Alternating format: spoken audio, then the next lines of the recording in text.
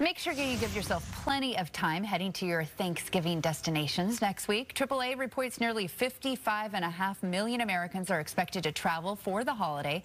That's up 2.3% from last year. Well, we're digging even deeper into this Thanksgiving travel trends, and joining us live is Google Trends expert Marley McCallilly. And good morning. Thank you so much for being here with us on this Friday. Good morning. Thank you for having me. Well, let's get right into this. What are Americans searching for online as they gear up for the busy travel season this year? So a lot of traffic trends, and here at Google, we actually compiled a lot of different traffic data and predictions to help you figure out the best and the worst times to hit the road or run any errands this holiday season in Seattle. So if you're planning to do any travel, especially by car during the week of Thanksgiving, the best time to get on the road is typically Monday or Tuesday at 8 p.m. local time. You'll really want to avoid Tuesday and Wednesday around 4 p.m., which is where we tend to see the biggest peaks in traffic.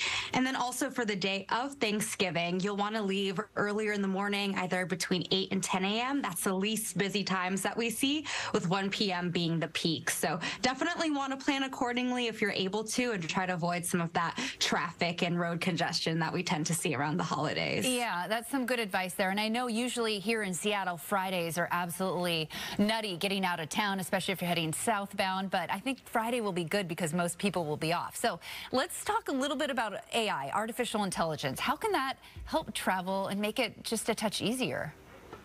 Absolutely. So we have a lot of great AI tools, especially some new tools and features that can help you travel and plan your holiday trips. So one of them being Bard, which is Google's collaborative AI tool. And basically it lets you put in any queries you might have, or questions or tasks that you need done. And you can ask Bard, for example, let's say you're doing a holiday road trip with the family and you want to find ways to keep the kids engaged, excited and having fun throughout the trip. You can ask Bard that, and it'll give you specialized recommendations for you to make sure that you're having a fun time and making sure that you're attending to those kids in the right way. Another great tool we have with Google Maps is route recommendations. So with that, we actually are able to analyze different traffic patterns and route trends, looking at the length of your route, any transfers you may have to do if you're taking public transportation, and give you the best recommendations for you. Well, I definitely have used those travel maps, and Google Maps has helped me. So I'm sure lots of people are going to be on those this next week for sure. What about the online tools we can use to find cheaper flights? That's something I'm always tracking, and I've been looking for even right now for later into the year. But how do you track those price changes, and when's the best time? Yes, absolutely. This is one of my favorite tips. Definitely visit Google Flights if you're looking to find the lowest flight prices. We have some really great features, including Price Insights, which will show the current price that you're looking at for a specific flight and compare it to historical averages. So you'll be able to see if the flight you're looking at is higher or lower than usual.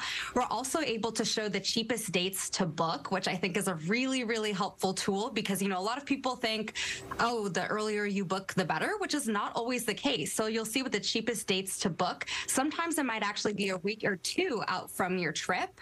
Another great tool we have is price tracking. This is one of my personal favorites. If you have a destination in mind that you're hoping to go, and either specific dates or even flexible dates, you can track those flights, and Google will email you if the price drops, so that you can make sure you're booking at the best time for you and at the cheapest price. Yeah, I just spoke to an airlines agent, and she said to check Google and maybe get some notifications when those prices are spiking and then dropping down. So some good advice there.